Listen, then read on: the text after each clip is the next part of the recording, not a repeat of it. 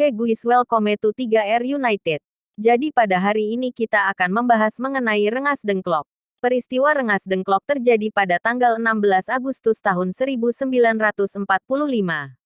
Peristiwa ini dikenal karena penculikan Soekarno-Hatta oleh golongan muda dengan tujuan untuk segera melaksanakan proklamasi. Golongan muda tersebut diwakili oleh Wikana, Sukarni, Hairul Saleh, Asmara Hadi, Subadio Sastrosatomo, Sajuti Melik, dan lainnya yang menculik Soekarno-Hatta dengan dorongan pemuda untuk segera memproklamasikan kemerdekaan Indonesia. Rengas Dengklok dipilih menjadi tempat penculikan Soekarno-Hatta karena tempat tersebut sudah sepenuhnya dikuasai oleh pembela tanah air, PETA. Soekarno-Hatta bersepakat dengan kelompok pemuda tentang pelaksanaan proklamasi kemerdekaan Indonesia di tempat ini. Sebelum penculikan terjadi, adanya pertengkaran dan perdebatan perbedaan pendapat antara golongan muda dengan Soekarno-Hatta. Rapat ini terjadi tanggal 15 Agustus tahun 1945 di Rumah Soekarno, Jalan Pegangsaan Timur nomor 56 Jakarta. Penculikan terjadi karena golongan muda menganggap posisi Soekarno-Hatta sangat mudah dipengaruhi dan terpengaruh oleh Jepang. Rapat mengenai penculikan Soekarno-Hatta. Setelah adanya perbedaan pendapat antara golongan muda dengan Soekarno-Hatta, Wikana dan Darwis menuju ke salah satu markas golongan muda di Jalan Cikini 71. Kemudian golongan muda mengadakan rapat di Jalan Menteng 31 yang tempatnya lebih luar. Rapat ini juga diikuti oleh kelompok Sukarni dan PETA. Adanya perbedaan pendapat tersebut, golongan muda menganggap posisi Soekarno-Hatta mudah dipengaruhi dan terpengaruh oleh Jepang. Salah satu pemuda, yaitu Johar Nur, kemudian mengusulkan untuk menculik Soekarno-Hatta. Pemuda yang lain setuju. Kemudian dipilih Rengas Dengklok yang menjadi salah satu markas PET, kata sejarawan Rusdi Hussein. Dilansir Antara.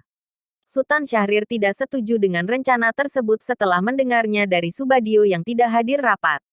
Tetapi dengan keputusan sudah dibuat, Sultan tidak bisa berbuat apa-apa.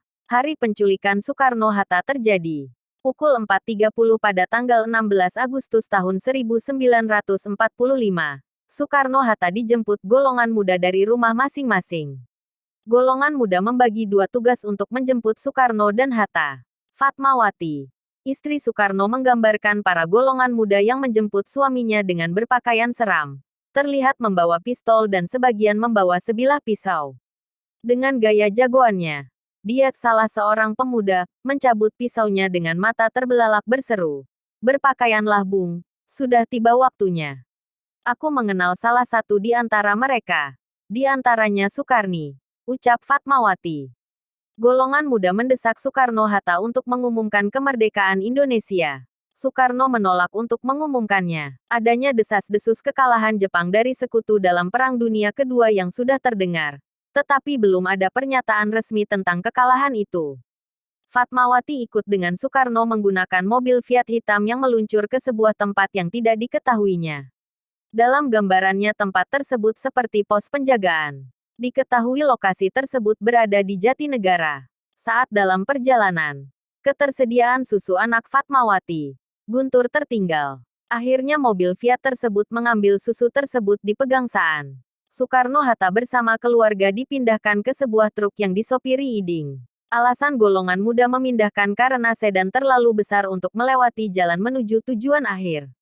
Ternyata itu merupakan siasat Sukarni dan yang lainnya agar supir tersebut tidak tahu akan dibawa kemana Soekarno-Hatta.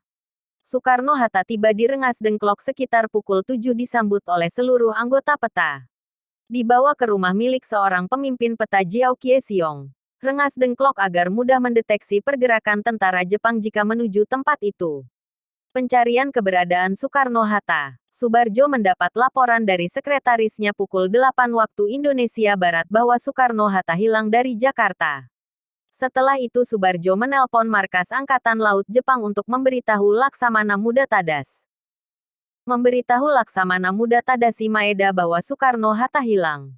Subarjo khawatir Soekarno-Hatta diculik penguasa militer Jepang dan keselamatannya terancam. Karena itulah Subarjo meminta bantuan Maeda.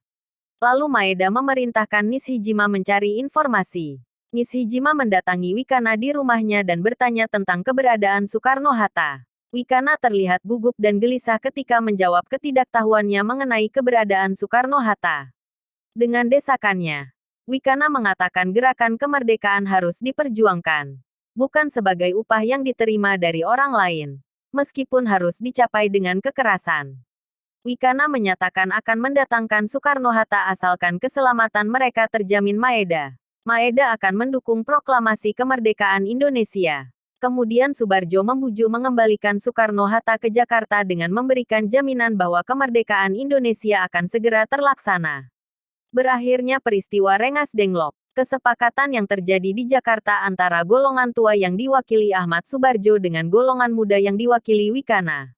Kedua golongan tersebut sepakat proklamasi kemerdekaan akan dilaksanakan di Jakarta. Dengan kesepakatan tersebut, Ahmad Subarjo dijemput oleh Subarjo untuk kembali ke Jakarta. Subarjo menjanjikan kepada golongan muda yang berada di Rengas Dengklok bahwa proklamasi kemerdekaan Indonesia akan dilaksanakan pada tanggal 17 Agustus tahun 1945 paling lambat pukul 12 waktu Indonesia Barat. Dengan jaminan proklamasi kemerdekaan tersebut, Soekarno-Hatta diizinkan kembali ke Jakarta.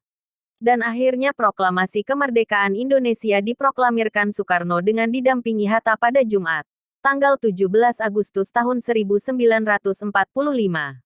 Sekian untuk video kali ini. Don't forget to like, comment, and subscribe.